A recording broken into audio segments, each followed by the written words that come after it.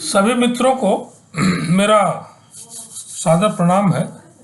और आज मैं कुंडली विश्लेषण के क्रम में एक नए वीडियो आप लोगों के बीच साझा कर रहा हूँ।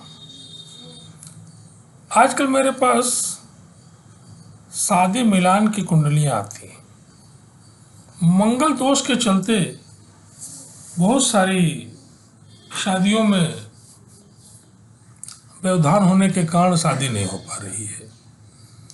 मेरा यहाँ आज की कुंडली में प्रयास है कि मंगल दोष अगर है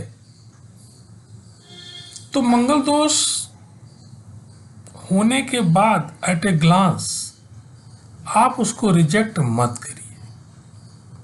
आप लग्न कुंडली देखते ही मंगल अगर दोष उसमें है, आपको पता है कि मंगल दोष के लिए हम लोग देखते हैं कि भाई अगर मंगल लग्न में है, लग्न मतलब पहले घर में है, 4th हाउस में है और 7th हाउस में है, 8th हाउस में है या 12th हाउस में है, तो हम लोग कहते हैं कि ये मंगल दोष है।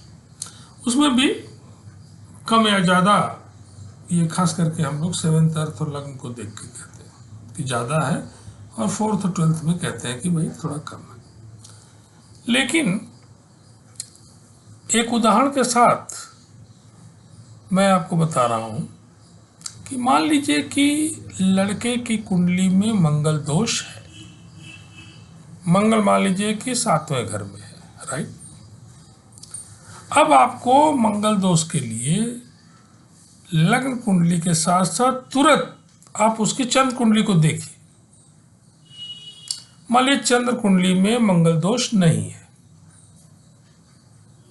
अब लड़की की जब आप कुंडली देख रहे हैं, अगर लड़की की कुंडली में भी लग्न कुंडली में मंगल दोष है, उसी लेवल का है, तो बहुत ही अच्छा है, आप कहेंगे इस ओके। लेकिन मान लीजिए कि लड़की की लग्न कुंडली में मंगल दोष नहीं, तो आप उसको तुरंत रिजेक्ट मत करिए। आप चंद्र कुंडली में गए, एक कंडीशन ऐसी आ गई कि चंद्र कुंडली में मंगल दोष उसी लेवल का है, उसके भी 7th हाउस या 8th हाउस में मंगल है।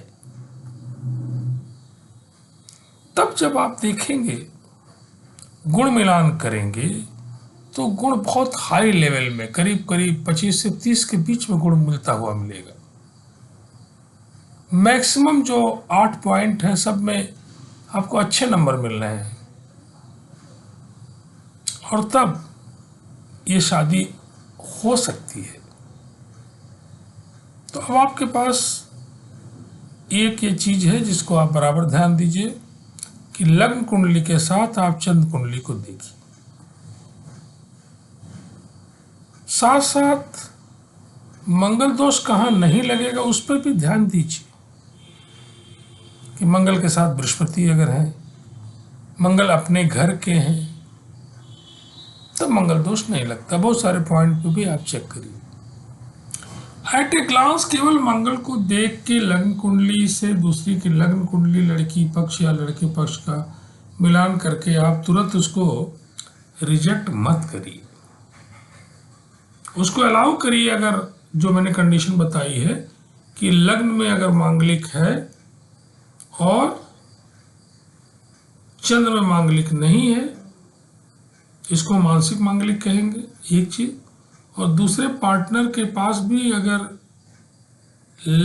लग्न में वो मांगलिक है, चंद्र में नहीं है, एक ये कंडीशन है ओके की। दूसरी ये भी कंडीशन है कि लग्न में वो मांगलिक नहीं है, लेकिन उसी लेवल का चंद्र कुंडली में मांगलिक,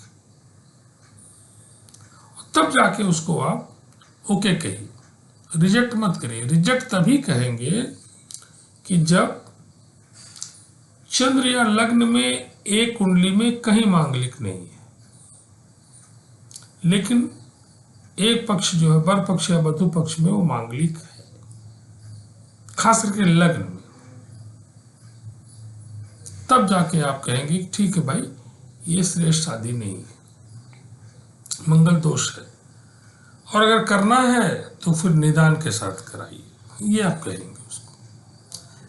तो मेरा ये कहना है कि बहुत सारी जो परम्यूटेशन कॉम्बिनेशन में शादियां जो मेरे पास आती हैं, अगर आप इस पे कंसीडर नहीं करेंगे, केवल मंगल लग्न की देख के और दूसरे की रिजेक्ट करेंगे या चंद्र देख के रिजेक्ट कर देंगे एक ही ग्लांस में दोनों का, तब मैक्सिमम शादी नहीं हो पाएगी, जो कि उचित नहीं है। नहीं हो पाए तो भी अगर कोई दोष लग रहा तो मुझे नहीं दिक्कत है, लेकिन वो उचित नहीं है। तो हमेशा यही ध्यान दीजिए कि लग्न कुंडली देखेंगे, लड़के की चंद्र कुंडली देखेंगे, लड़की की भी लग्न कुंडली देखेंगे, चंद्र कुंडली देखेंगे और तब निर्णय लें। फिर बाकी गुण मिलान में नाड़ी दोष है या और चीजें भी हम लोग मिलाएंगे, कोई मंगल ही नहीं कि लग्नों के स्वामी आपस में मित्र हैं कि नहीं है, राशियों के स्वामी आपस में मित्र हैं कि नहीं है, इन चीजों को भी हम देखेंगे। और थोड़ा बारीक में जाने पे कि भाई इनके लग्नों के नक्षत्र जो है वो आपस में मित्र हैं कि नहीं है, शत्रु तो नहीं है, घोर शत्रु तो नहीं है, ये बहुत सारे पॉइंट को हम लोग देखेंगे। तो एक अच्छी शादी जो जीवन भर निभे, सुख से रहे, उसके लिए एक माइक्रो एनालिसिस की जरूरत, एट ए ग्लांस की जरूरत नहीं है, माइक्रो एनालिसिस की जरूरत।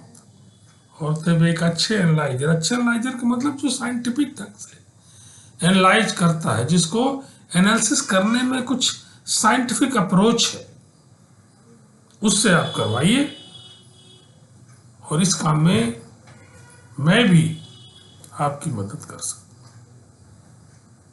हूं। और आप जब भी इस तरह की कोई समस्या है तो आप मिलान के लिए मेरे पास लड़के और लड़की, वर और वधू पक्ष दोनों का डाटा भेजिए। डाटा क्या?